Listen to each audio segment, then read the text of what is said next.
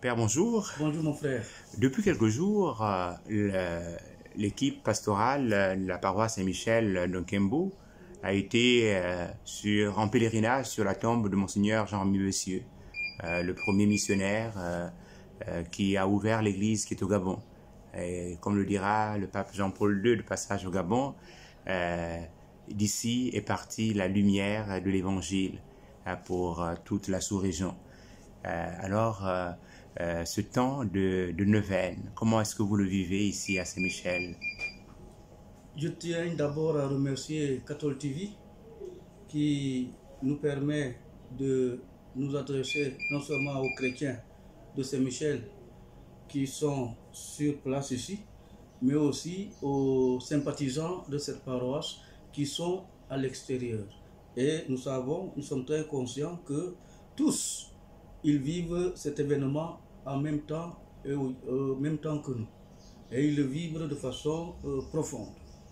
Je tiens à les remercier et à leur demander de prier non seulement pour ces chrétiens qui sont ici et qui tiennent encore le flambeau reçu des missionnaires, mais aussi pour les pasteurs qui se dévouent corps et âme pour l'avancée, le dynamisme de cette paroisse. Tenons aussi à remercier l'archevêque qui nous autorise encore à travailler dans son église.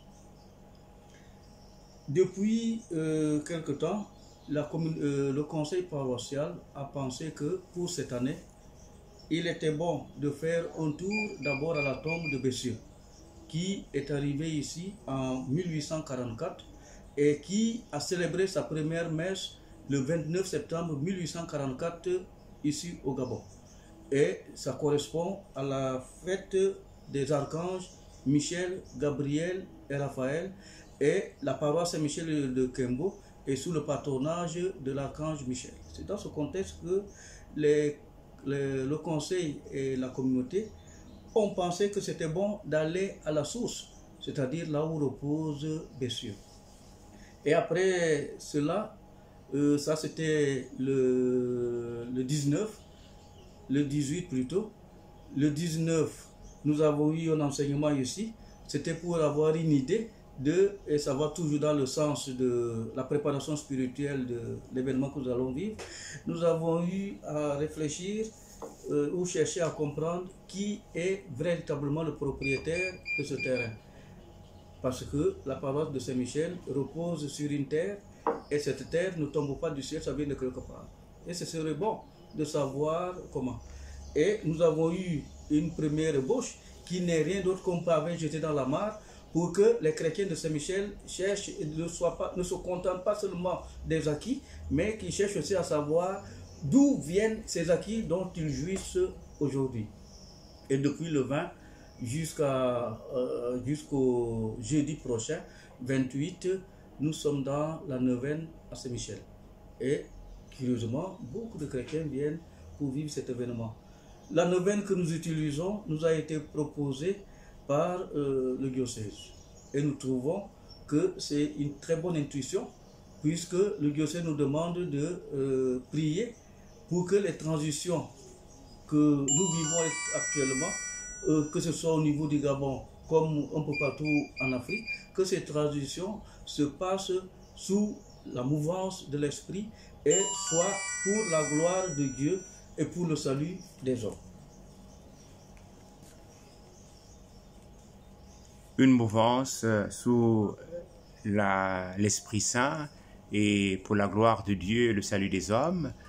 Et comment est-ce que, puisqu'aujourd'hui se célèbre un anniversaire, celui de l'arrivée des missionnaires, comment est-ce que vous vivez cette journée comme missionnaire?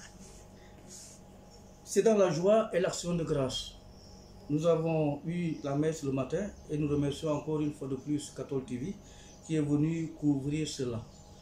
Célébrer l'arrivée des missionnaires à Saint-Michel, on peut parler de 47 et la première chapelle a été érigée certainement en 49 par le Père Gervin. C'est un motif d'action de grâce. Et cela nous rappelle que l'homme n'est pas fait pour lui-même, il est toujours fait pour les autres. Ce que nous sommes, ce que nous devenons, nous le recevons des autres. Si aujourd'hui on peut être fier d'être chrétien, c'est parce que d'autres se sont sacrifiés et ont accepté de venir. Ça fait déjà 74 ans, et c'est dans le plan pastoral que les chrétiens ont reçu. Et je suis même sûr que ce soit les prêtres comme les chrétiens eux-mêmes, ils ne sont pas conscients de ce qu'ils sont en train de vivre aujourd'hui. Nous sommes en train de célébrer notre anniversaire de naissance au niveau de la paroisse Saint-Michel de Kembo. Nous remercions le Seigneur pour le don qu'il nous a fait de ceux-là qui sont les pionniers de cette église. Et nous remercions aussi le Seigneur pour ceux qui acceptent encore de maintenir ce flambeau. Père, est-ce que nous pouvons avoir quelques noms de ces vaillants missionnaires qui ont œuvré dans cette paroisse dont vous avez la charge aujourd'hui? Nous pouvons penser qu'il y en a au moins 37 qui sont passés, parmi lesquels nous pouvons compter 2 ou 3 évêques. Nous avons comme évêque le père Monseigneur Kerber, qui est reparti actuellement en France. Nous avons aussi Monseigneur Dominique Bonnet, qui est en France, et nous espérons que très rapidement, il viendra ou pour une longue durée ou pour visiter ces ouailles qu'il a laissées ici. Et nous avons en dernier un tout jeune évêque, Monseigneur Séverin Zengui. Donc, quand nous parlons de 74 ans, nous voyons d'abord le Père Gervin, qui est arrivé dans cette paroisse en 1947, et dans les historiques que nous possédons, il aurait construit l'église en 1949. Nous avons aussi le Père Sélard, nous avons le Père Morel, qui est aussi une des colonnes de cette paroisse, parce que c'est lui qui a initié le joyau qui attire tant de gens aujourd'hui. Il y a aussi beaucoup d'autres qui ont travaillé ici. Je n'ai cité que 3, mais je vous dis qu'il y en a au moins 37 jusqu'à 2023. Et là, nous pouvons aussi dire qu'il y a une église missionnaire qui nous vient d'Europe, avec des témoins venus d'Europe, mais il y a aussi des figures africaines qui ont animé la paroisse Saint-Michel. On peut avoir quelques noms de ces figures africaines. Nous avons des figures africaines. Je peux commencer d'abord par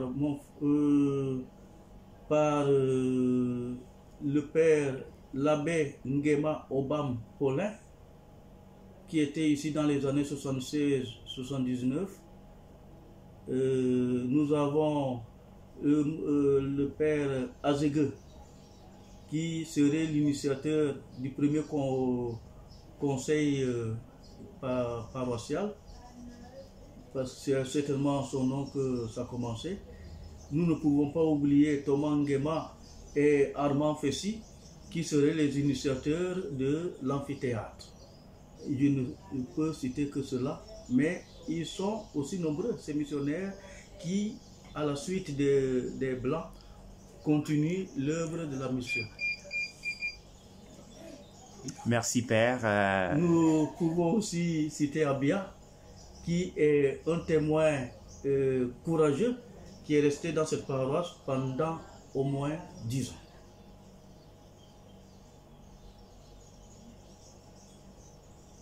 Je pense que ce serait bon pour nous de nous arrêter là au Père Abia, sans oublier le Père Pedrao et les autres.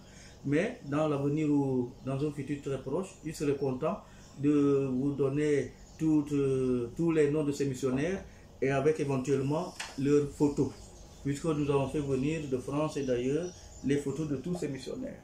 Et au milieu de cela, nous ne pouvons pas oublier les frères. Comme j'ai dit tout à l'heure, nous avons le frère Jean-Marie, mais nous avons aussi des frères de Saint-Gabriel qui ont œuvré beaucoup ici, et les sœurs de l'Immaculée qui ont beaucoup œuvré pour le rayonnement de l'évangile dans cette paroisse. Mais comme nous sommes souvent très cléricalistes, nous pensons qu'aux prêtres. Voilà. Il y a aussi les sœurs de Divin Amour. Les sœurs de Divin Amour qui ont beaucoup œuvré ici, et nous leur demandons de faire un peu l'historique de leur communauté, pour que les gens aussi sachent qu'elles sont passées par là et qu'elles se sont données corps et âme pour cette paroisse, non seulement par leur présence ici, mais aussi par leurs œuvres au niveau des écoles.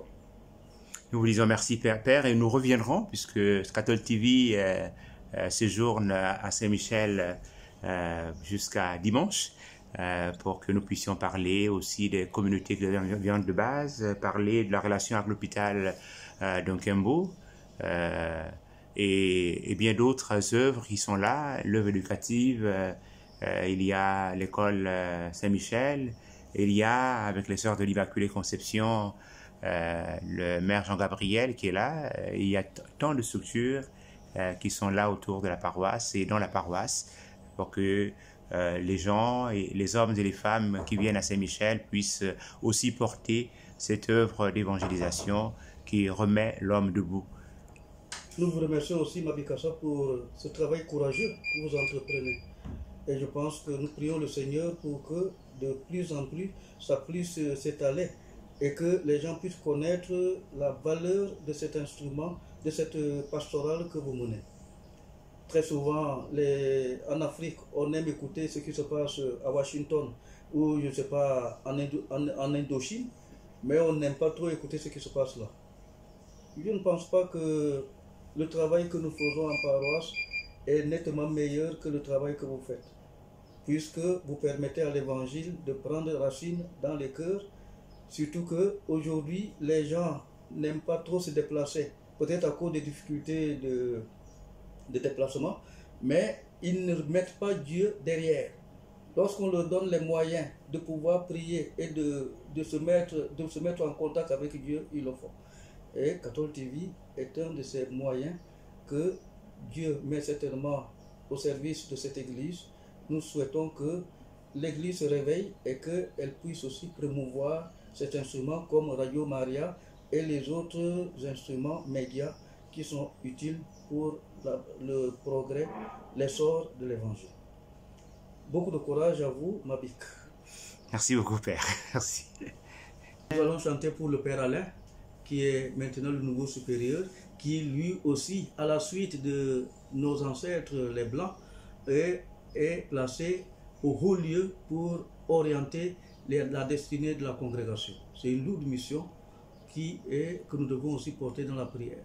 Et nous lui souhaitons bon courage et un joyeux anniversaire.